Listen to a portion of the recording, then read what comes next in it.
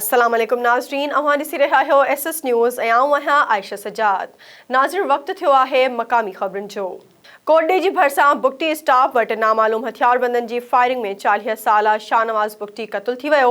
इतला ते पुलिस नौजवान जो लाश कोटडे जे अस्पताल मुंतक़िल कयो, जितां ज़रूरी कार्रवाई बाद वारसन हवाले कयो वियो। वारसन जो चवणु आहे त संदन कंहिं सां बि दुश्मनी नाहे, मामले जो नोटिस वठी इंसाफ़ कयो वञे। वाही पांधी जे काछे खीरथड़ जे जाबलू इलाइक़नि में बरसात जे तेज़ वसकारे सबबि ॻोठ पीरबख्श लाशारी में घर जी छित किरण सबबि 19 साला इम्तियाज़ पुट आचर लाशारी दबिजी फोत थी वियो ऐं इमरान पुट असलम लाशारी ज़ख़्मी थी पियो, जिन खे वाही पांधी अस्पताल मुंतक़िल कयो वियो। होॾां नौजवान जे ओचिते विछोड़े सबबि ईद जूं ख़ुशियूं ग़म में मुब्तला थी वियूं। कराची में बोहरी बिरादरी तरफ़ां अॼु ईद उल अज़हा जी नमाज़ अदा कई वई। बोहरी बिरादरी जो सभ खां वॾो इज्तिमा कराची जे सदर वारे इलाइक़े बोहरी बाज़ार में वाक़िअ ताहिरी मस्जिद में थियो, जिते मुल्की सलामती, अमन ऐं इस्तेहकाम लाइ ख़ुसूसी दुआऊं घुरियूं वयूं। ईद जी नमाज़ खां पोइ सुन्नत इब्राहिमी जो सिलसिलो जारी आहे। नवाबशाह जे इलाइक़े ताज कॉलोनी वासी नौजवान ज़ैनुल आबिदीन पंहिंजे ॾाॾे नवाबुद्दीन मलिक ऐं चाचनि जे ज़ुल्मनि ख़िलाफ़ एहतजाज कंदे चयो त संदसि वालिद वहाबुद्दीन मलिक 5 साल अॻु फोत थी वियो हो, जंहिंखां पोइ वालिद जी मिल्कियत ते ॾाॾे नवाबुद्दीन ऐं चाचनि कब्ज़ो करे वरितो आहे। आवाज़ उथारण तां खेनि मौतमार धमकियूं ॾिनियूं पयूं वञनि। मामले जो नोटिस वठी इंसाफ़ कयो वञे। जाम साहब ऐं भरपासे वारनि इलाइक़नि में बरसात सबबि मौसम ख़ुशगवार थी वई।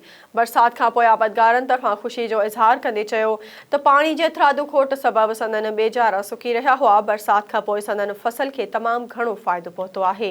रोहिड़ी में जागीराणी बिरादरी जी औरतुनि पुलिस जे ज़ुल्मनि ख़िलाफ़ बाकिताब हथ में खणी मासूम ॿारनि सां गॾिजी एहतजाजी मुज़ाहिरो करे धरणो हयो।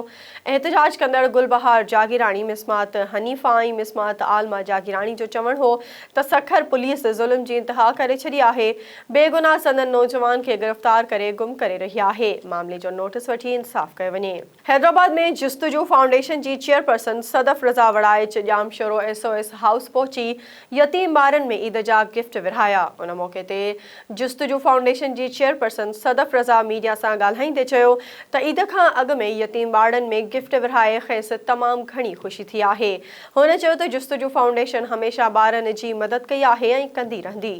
भेरिया सिटी ऐं आसपास में पयल बरसात खां पोइ अक्सर इलाइक़नि में गोश्त मार्केट, शाही बाज़ार, main road, Ehtesham Shah colony, Rajput मोहल्ला ऐं ॿियनि इलाइक़नि मां बरसाती पाणी निकाल न थी सघियो, जंहिं सबबि रहवासी सख़्तु परेशान आहिनि। इलाइक़े वासियुनि टाउन इंतिज़ामिया जी नाअहली जो नोटिस वठंदे फौरी तौर बरसाती पाणी निकाल करण जो मुतालबो कयो।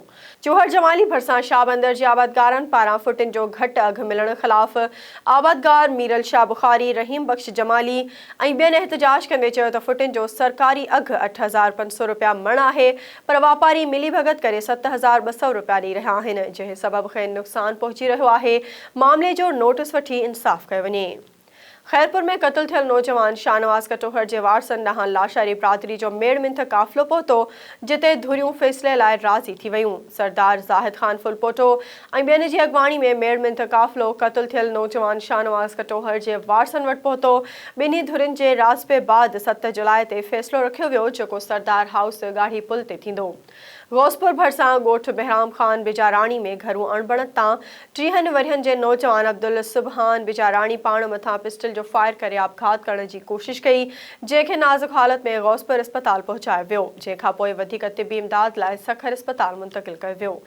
वारहे में AQ ख़ान स्कूलिंग इंतिज़ामिया ख़िलाफ़ शागिर्दनि कामरान तुनियो, सईद मुराद चांडियो ऐं ॿियनि जी अॻवानी में हथनि में प्ले कार्ड खणी एहतजाजी मुज़ाहिरो कंदे चयो त स्कूल इंतिज़ामिया सिंधी शागिर्दनि सां नारवा सलूक करे मथनि ज़ुल्म करे रही आहे। मामले जो नोटिस वठी इंसाफ़ कयो वञे।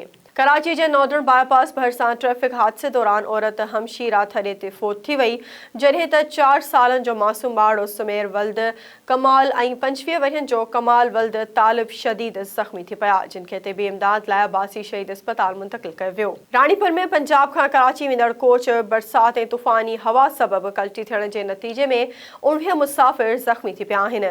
ज़ख़्मी थियल मुसाफ़िरनि खे शहर ने पुलिस रानीपुर अस्पताल मुंतक़िल कयो, जिते खेनि तिबी इमदाद ॾिनी पई वञे, जॾहिं त 3 ज़ख़्मियुनि जी हालत नाज़ुक हुअण करे गिम्स अस्पताल मुंतक़िल कयो वियो। नाज़रीन, ही हुयूं हिन वक़्त ताईं जूं मक़ामी ख़बरूं। वधीक ख़बरुनि लाइ ॾिसंदा रहो SS न्यूज़।